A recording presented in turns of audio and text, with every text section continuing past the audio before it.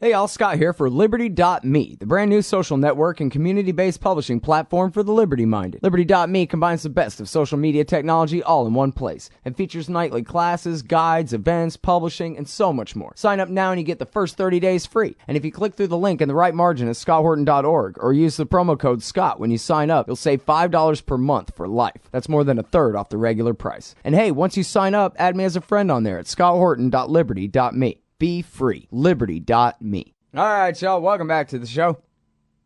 I'm Scott Horton. Next up is our friend Phil Giraldi. He's formerly a CIA officer. Now he's the executive director of the Council for the National Interest at councilforthenationalinterest.org, the anti-Israel lobby, you might call it. And also he writes for the American Conservative Magazine, uns.com, and america.aljazeera.com. Welcome back to the show, Phil. How are you doing? I'm fine, Scott. How about you? I'm doing real good. Appreciate you joining us today. Good. And hey, I had a great time reading this article because I don't know if you know, but this sure as hell is how I feel about it. Rand Paul, unfit to lead. That's at uns.com, and we'll get to that in a second. But you're right. The breaking news is... well, go ahead and tell us the breaking news out of Germany, Phil. Well, the Germans have expelled, they call it in diplomatic talk, persona non grata, a person not acceptable, the CIA chief of station in Germany, who was in Berlin.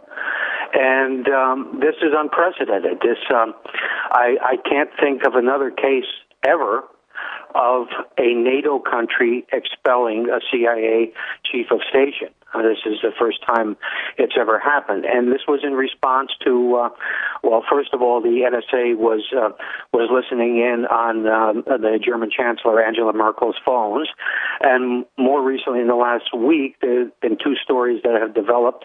One about a German intelligence officer who was reportedly recruited by presumably the CIA, and the other one about a German defense official. I don't know whether he's in uniform or a civilian, who apparently also was recruited and is currently being investigated. So it's in response to three distinct issues, and but this is an unprecedented move by a country like Germany. Yeah, wow. And now, so if he's the chief of station of Berlin, does that mean he's the boss of the whole country then? Yeah, right, because the chief of station is in the capital normally. That's how it works. There would be a CIA base, say, in Frankfurt and in Munich, but the station is in the capital always. So that is, of course, currently Berlin. And so that's where the chief who runs all the operations in the country is located. Now, is that because the people of Germany have had enough of this and they need to be shown that their government is doing something about it? Or is it because the German politicians are really that pissed off, or what? Well, I suspect it's more the former. I believe that Merkel is having to show to the people, to the public and the media, that she's willing to be really tough about this. Because, you know, let's face it, I mean, these three episodes are violations of the sovereignty of a close ally. So it's a serious issue, and I think that the public is taking it seriously, and she's given a strong response. I think the reality is that someone like Merkel knows that this kind of crap goes on all the time, that the CIA has been recruiting German officials since 1950, and you know, probably hundreds of them, if not maybe thousands of them. And so anyway, it's not a secret, but the fact is that she has to, you know, defend the sovereignty of her own country, so she has to act as if it is, that this is a big surprise. And the other issue, of course, is that intelligence agencies, they spy on everybody. I mean, they spy on friends and foes. It's just a question of what kind of information are they trying to get and where is it? And so that this whole distinction between allies and enemies is kind of, in some ways, superficial. All right, now, I wonder if you think that this could lead to any sort of change in policy, like a shift in the politics of the country where all of a sudden people start remembering proud pasts they'd like to recreate. Not that any Germans have ever set down that path before. But you know what? why would I don't know exactly if there's an exact definition of what level of power they are, but I'll call them a major power, right? They are the powerhouse, economically speaking, of Europe. Why would they sit back and be nothing but a pathetic satellite of America, like they're nothing but Mexico or something, and just sit back and take the humiliation that comes with that role indefinitely? Yeah, well, of course, the reason for that goes back to the fact that the United States provided, in the post-war years, a security umbrella for all of Europe. And Germany was the one that benefited probably most from that because it, as you know, had the strongest economy and was well positioned to take advantage of that and not have to spend its own money on defense. So, you know, Germany has been a beneficiary of this relationship. But at the same time, NATO and these kinds of issues are no longer as relevant as they were. And you have a new generation in Germany that doesn't understand this or doesn't remember the post-war years. And so I think you're right. I think to a certain extent there is going to be I don't think this is going to do permanent damage, but I think it's going to bring about some kind of recalibration of how the relationship between the two countries works. All right. Now, you ready to start talking about what a bum Rand Paul is? Yeah. Yeah, I am.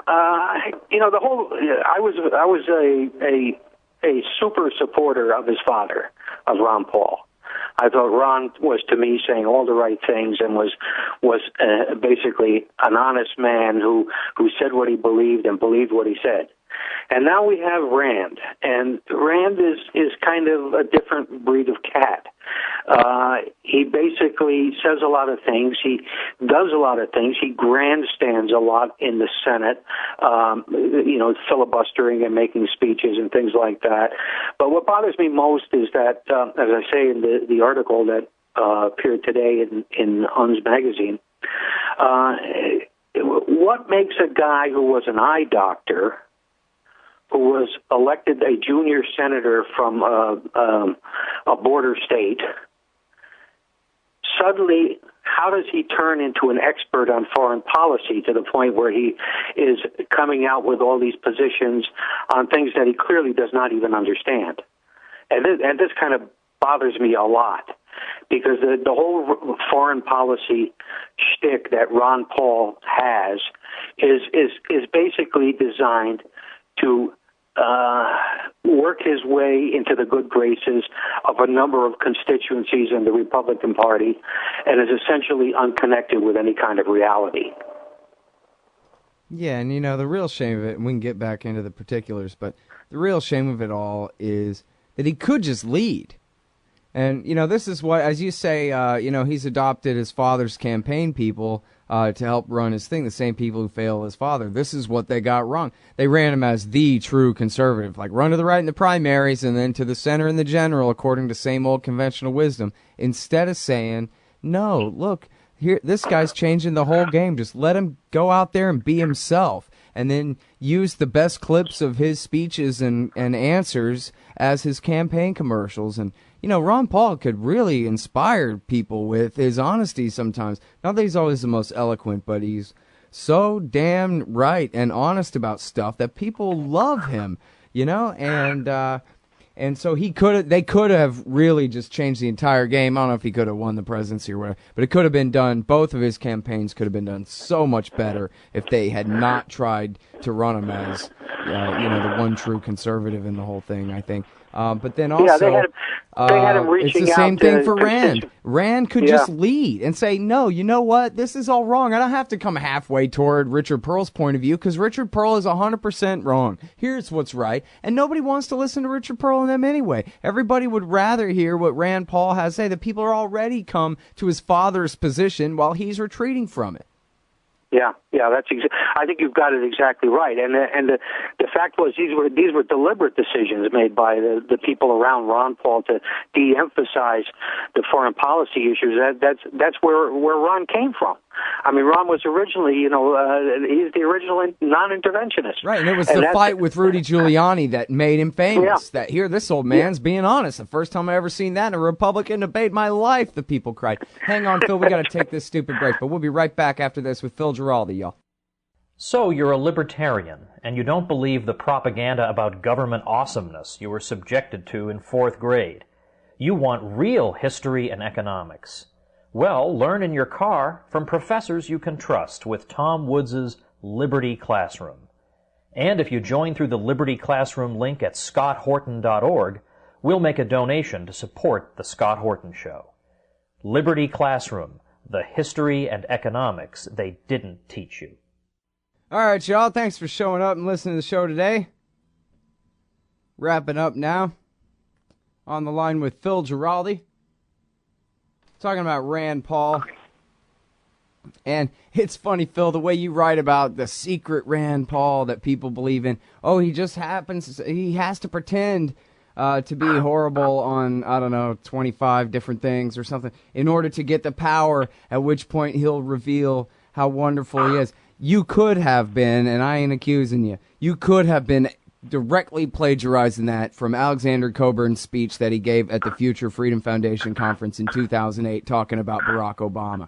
Oh, the secret Obama, who only pretends he wants to bomb Pakistan, who only pretends he wants to conquer Africa, who only pretends to want to spend us into complete and total collapse. And no, just wait until he gets the power. Then he'll reveal himself as the true hero that I know he is somewhere. This is the exact same thing that I hear from the Rand bots, just like the Obama bots. Which is why you got it exactly so close to his assessment of Obama. It's the very same phenomenon. Just I want to believe, damn it. Yeah, that's it. I mean, it's like the people who are behind Rand Paul and were behind Obama. They've got the same kind of mindset. They say, well, it's just wait. He's going to, when he gets in power, he's going to change. He's going to be a different guy. But of course that's BS because he is what he is. I mean, if he's saying things now that he doesn't believe in, then he's a hypocrite and a liar. So if that's the guy you want to elect your next president, well, more power to you. And the other argument that really kind of turns me off is that, well, he's better than the others. We've had garbage in the White House for so many years now. Are we supposed to have it forever? I mean, is that the idea that you pick the least bad guy out of a pack? I don't know. Yeah. Well, and the thing is, too, is it's all for nothing. The neocons will never accept him. And even when he does things like come out to the right, as you talk about in this article, where he comes out to the right of AIPAC and to the right of any part of the Israel lobby, none of whom are saying that America ought to stop paying Israel's auxiliary oppression force, the Palestinian Authority. He's the only one saying that. And I saw when he first came out with that on Twitter, all the neocons are saying, LOL, Rand Paul, grandstanding again. Yeah, right. As though we would really trust him to back Israel if it came down to it with a last name like that. So no matter how hard he bends over backwards, it doesn't impress them. Yeah, that's right. You kind of wonder who's advising him. It's probably Jesse Benton or somebody like that. A skilled operator like Jesse Benton, because this kind of stuff is just nonsense. He's damaging the support he would have inherited from his father, because most libertarians and most people who were Ron Paul supporters were not particularly fond of going to war for Israel, and instead he's not going to pick up anything. He's not going to get the evangelical vote. He's not going to get Sheldon Adelson giving him $10 million. It's just not going to happen. Yeah. And the thing of it too is, and it's important for any family, and especially in politics, or just as well in politics as any other family, for a son to be separate from his dad in whatever important way or whatever. But the thing is, anything that the bad guys really want to accuse his father of is something that his father is awesome on. And so it's not even necessarily a matter of him having to defend his dad all the time and being married to his dad's legacy unfairly somehow all the time. It's they're the right positions, that he could win if he defended them. Where sometimes we say, geez, Ron's speaking complete sentences for a minute, dude, or something like that. Rand's better at it. Rand could take the exact Ron Paul position and, clear the room with it, And instead he backs down on every single thing, throws his father under the bus on every single thing, as though it's personal. When if he just stuck to the issues, his dad is the one who's actually right anyway. Yeah, that's right. Here he has a father that he could be copying that basically was tremendous on virtually any issue that you might want to look at, and he's kind of saying no, tactically we have to do this, or his advisors are maybe saying that tactically we have to do this, tactically we have to do that, and he's going to wind up with nothing. Yeah. Well, and the other thing is too that you talk about in the article and that you mentioned here is. He's an ophthalmologist. He doesn't really know anything about it. And the thing is, there are cab drivers and bumper sticker makers and nobodies who know a hell of a lot about it. But it requires principle in the first place to be mad enough to want to really know.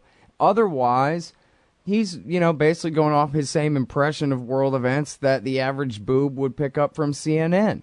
Instead of, waking up every morning and checking antiwar.com to see what the hell is going on around here the way his father does. That was another reason his father's so good on everything, is because he could actually back up his arguments because he actually knew what he was talking about. And I know because whenever I interviewed him, I never ask him about, campaign stuff. I always ask him about what's going on in Korea these days, and he always knows.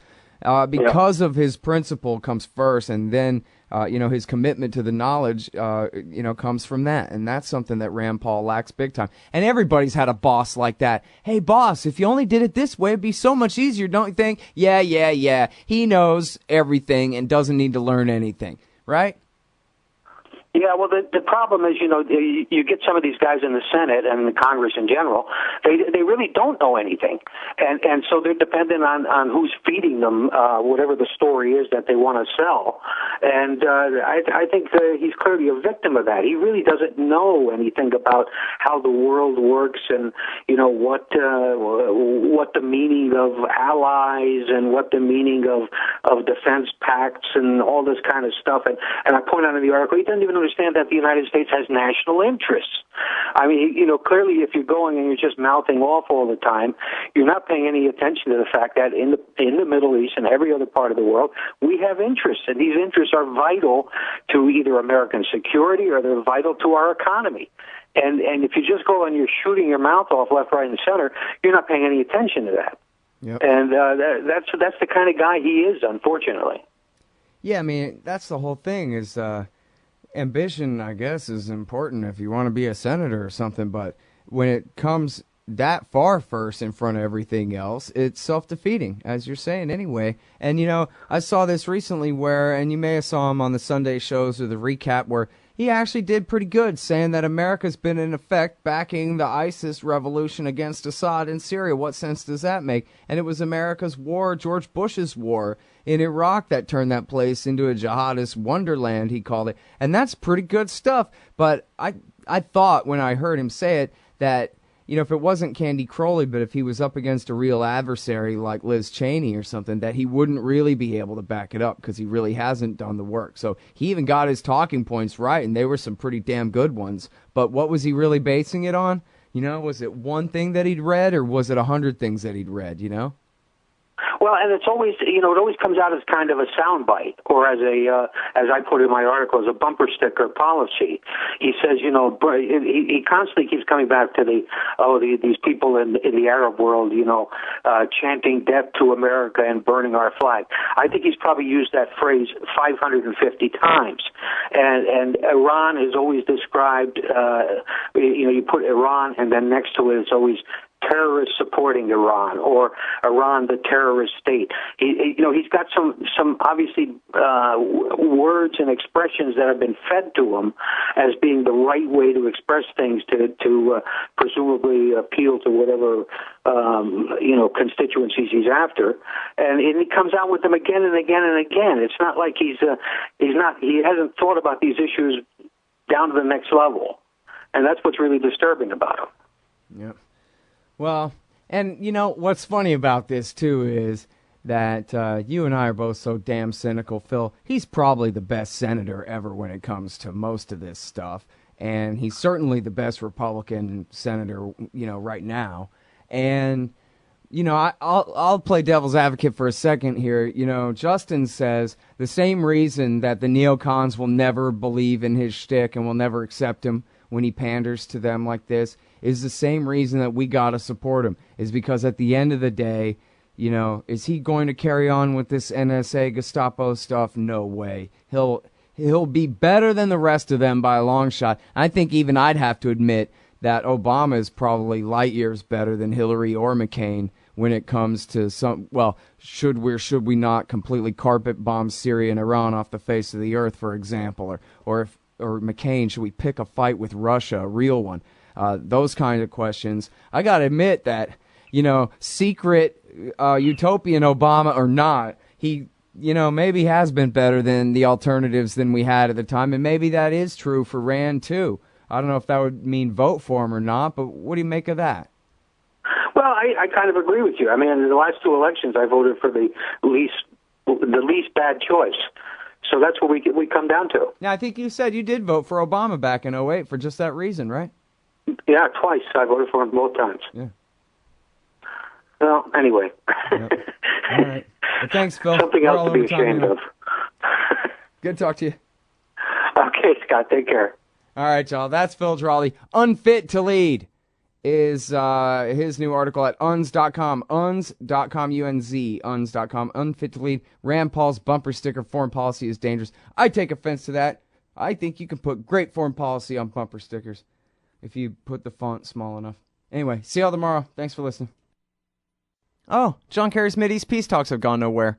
Hey, y'all, Scott Horton here for the Council for the National Interest at councilforthenationalinterest.org. U.S. military and financial support for Israel's permanent occupations of the West Bank and Gaza Strip is immoral, and it threatens national security by helping generate terrorist attacks against our country. And face it, it's bad for Israel, too. Without our unlimited support, they would have much more incentive to reach a lasting peace with their neighbors. It's past time for us to make our government stop making matters worse. Help support CNI at councilforthenationalinterest.org.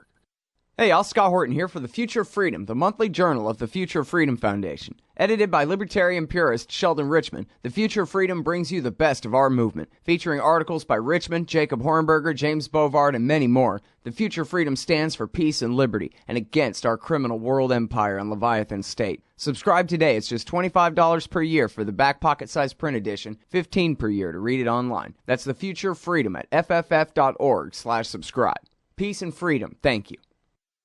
You hate government, one of them libertarian types, or maybe you just can't stand the president, gun grabbers, or warmongers. Me too. That's why I invented LibertyStickers.com. Well, Rick owns it now, and I didn't make up all of them, but still, if you're driving around and want to tell everyone else how wrong their politics are, there's only one place to go. LibertyStickers.com has got your bumper covered. Left, right, libertarian, empire, police, state, founders quotes, central banking. Yes, bumper stickers about central banking. Lots of them. And, well, everything that matters. LibertyStickers.com. Everyone else's stickers suck.